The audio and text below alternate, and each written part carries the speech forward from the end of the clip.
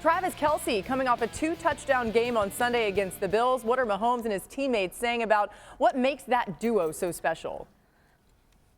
Well, listen, Laura, let's start with 3 words that strike fear into the hearts of every defensive coordinator. Mahomes to Kelce. Let's face it, the Chiefs are headed to their 6th straight AFC Championship game, due in no small part to the connection, the success of that connection between Travis Kelce and Patrick Mahomes. And last week against Buffalo, we saw those two actually surpass Brady and Gronk's record for the most touchdowns in NFL history in the postseason. And remember, this is coming after an up and down season for Travis Kelce. He looks downright physically rejuvenated. I asked Mahomes what makes their connection so special, especially in the postseason. He credits Kelce's unselfish play.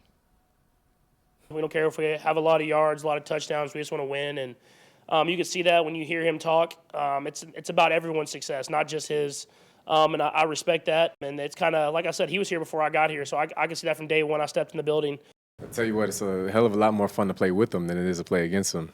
That's first and foremost. It's just a tough matchup because those guys are both so cerebral and smart, played a lot of football, and their chemistry is at a level that they're able to create their own routes, so it's almost impossible to defend.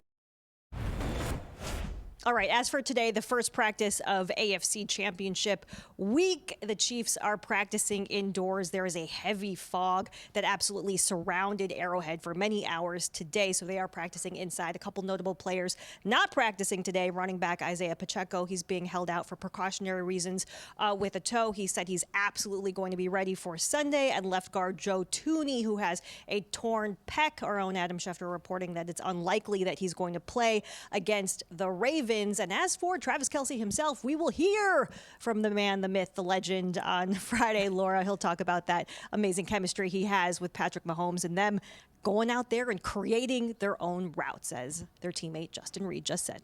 Yeah, I love it, Michelle. That Joe Thuney news, something to keep an eye on ahead of this game, thanks to you. After a quiet second half of the regular season, as Michelle told you, Travis Kelce has been much more involved in the Chiefs' offense during the playoffs. Kelce had at least 70 receiving yards in both of the Chiefs' wins so far this postseason. He caught 2 touchdowns in Sunday's win over the Bills, his first game with multiple touchdowns this season. Dan, you just heard Andy Reid calling Travis Kelce cerebral. What do you think? Yeah, feel is going to be the name of the game for both Kelce and Rashee Rice. They're going against the Baltimore defense, plays a ton of zone, and they're the best in the NFL at it. And they got to know where they're supposed to be versus where they can actually get to, and then also when they have to be there. So it's going to start with a little bit of motion. You're going to get to a 3-man side. You get the motion over, and we're going to start with this 3-man side. Now, Patrick is going to ball fake, and that 3-man side is going to become really a 4-man side. They're going to take that receiver and push him vertically. You're trying to lift coverage. This is Rashee Rice here. He's got a little bit of an underneath in and out route. And then Pacheco's going this way. We're trying to just lift coverage with that deep defender and then maybe somehow get that flat defender just a little bit widened. Now, here's Travis Kelce at the top. Kelce, this is where you have to understand, like, where am I supposed to get on paper? How do I have to get there and when? Now, Kelce's there, and I want everyone to pay attention to what he does at the top of his route because he's really got it like a corner route or an out route. But you have to know what's going on outside of you, right? So Kelce does a fantastic job on a consistent basis. When he gets to the top of his route, he's actually peeking outside. Okay, where is that defender? Because I know my route says I gotta run towards the sideline, but my feel tells me don't run to that bad guy. This is a zone defense like he's gonna see this weekend. So instead of running there, you really want him to like hook up just a little bit. That's how Patrick sees it as well. This is fantastic. See how when he comes out of this break, see how he's slow coming out of the break instead of sprinting towards color? He's got great feel in that soft spot. It is going to be huge this weekend. There's not going to be a lot of open vacancies against Baltimore's defense. Now, Rashee Rice, he's ascended. He also has to have that great feel. This is him in the slot. Now, on paper, his route is going to say, hey, you go up and you run a 6 to 8 yard out route towards the sideline. Great. Now, as you push vertical, you better see that zone defense. Now, when you get to the top, he's doing the same thing Travis Kelce does. He's peeking outside. He's trying to see what's happening. We call him the bad guy. What's happening with that guy? Because if he's there, but he's maybe pushing that receiver out, you're going to get the ball, but you cannot run towards him. What you want to do, and instead of running out, it's very similar to Travis. We want you to like run out and be boring and almost hook up and slow your body down. Watch Rashee Rice here. It's fantastic. He comes out. See how he comes out of that cut and almost turns his body. giving Patrick the chance to throw the ball in between those two driving people, hold them up with the throw, and it's fantastic. This is a big challenge for this passing game. There's no doubt about it. But if they excel with some of that feel stuff, and that's been the issue. We've talked about it. They're not seeing it the same way as Patrick they did last week. I think both those guys just have to have that great chemistry, that great feel for where am I going to be, how do I get there, when's the ball going to go, and where's it going to be thrown. I think there's going to be some chess that happens for the Ravens secondary going against the Kansas City Chiefs for the reasons you said. They have established this chemistry against zone coverage. And the thing about the Baltimore Ravens defense that makes them so special is they can do everything. They played cover 3, cover 4, cover 1, cover 6. They played a little bit of man-to-man last week. But I think if they're going against the Chiefs, in order to mitigate what they're doing, they have to take Kelce out of the game. And they're going to use Hamilton to do that because it's going to force Rashee Rice to being able to see some of the ways they mix up this coverage. Kyle Hamilton is an all-pro for a reason. Even in zone coverage, his range and the ability to cover, he can cover man-to-man. He was guarding Nico Collins man-to-man. He's guarded Deebo Samuel man-to-man. They're going to say, okay, Kyle, here is your assignment. Take Kelce out of the game and force Rashee Rice I want to ask you to be able to beat us. Versus that defense, if you were going to give Rice, Kelce, route running, like one piece of advice that needs to happen this week, what would be it? You have to beat man-to-man. And what that means is, like, you can have a pace to you when you're running your routes versus zone because you're looking for holes. In man-to-man, this is athlete on athlete. Every piece of athletic ability you have, quickness off the line, your range of catching, speed out of your breaks and continuing on the move, you have to give clear pitches to your quarterback because it's going to be tough. I don't like competing against him at all. But, yeah, I mean, he's a great quarterback. Definitely a Hall of Famer. It's not even it's a no-brainer. He's definitely a Hall of Famer. But it's just, I believe it's just two greats, up-and-coming greats just going toe-to-toe, like a heavyweight fight. Heavyweight matchup. That's just what I see. He puts his pants on just like any other quarterback. Yes, he's an elite quarterback, but at the end of the day, we're an elite defense, and that's our job to stop the opposing offense, and that's our job, play in and play out, and that's what we got to do. To be a champion, you got to go through a champion, so that's pretty much the mindset. Not scared. I know. By the way, Roquan's going to be hunting, okay? Lamar Jackson has done it all for the Ravens this season, leading them in both passing and rushing yards. Since the conference championship round was established in 1970, Lamar is the first quarterback to lead his team in rushing yards and reach the conference championship. Marcus, let's talk about that Ravens offense. Who will be the most important player on that unit not named Lamar Jackson?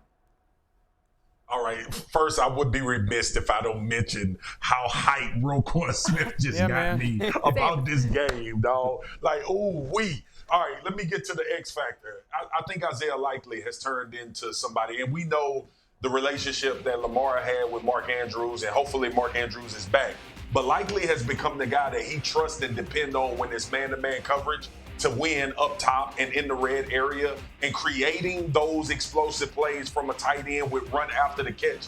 We saw Likely become the answer to pressure in the second half with the Houston Texans as well, and he made a big play downfield. I think this young man is I don't know if he's under the radar to defensive coordinators, but I know he's a little under the radar to everybody that's been watching football all year long because obviously it took Mark Andrews getting injured for him to ascend in this offense. I think he is as important to an explosive Baltimore Ravens offense than anybody else. And when you think about the matchup that's favorable in this game, you would think Isaiah Likely matched up either on safeties or linebackers would be something that they want to take advantage of. It's actually it's funny because they have two Zays. They call both Zay Flowers and Isaiah Likely Zay. So Lamar's like, both of my Zays matter a lot. But the reason why I bring that up is because when you think about the evolution of this offense under Monk and Dan, what sticks out about why Likely has had success? Yeah, I mean, I think it's matchup driven. They're very game plan specific, which is the foundation of the NFL. It's also like they adjust so well. When teams are focused on taking a Zay Flowers away or an OBJ or a Bateman, their secondary or third, fourth options are much more ready and much more in the plan. I think a huge part of this game is going to be this. You're going to get pressure off the flight, Lamar, off the bus.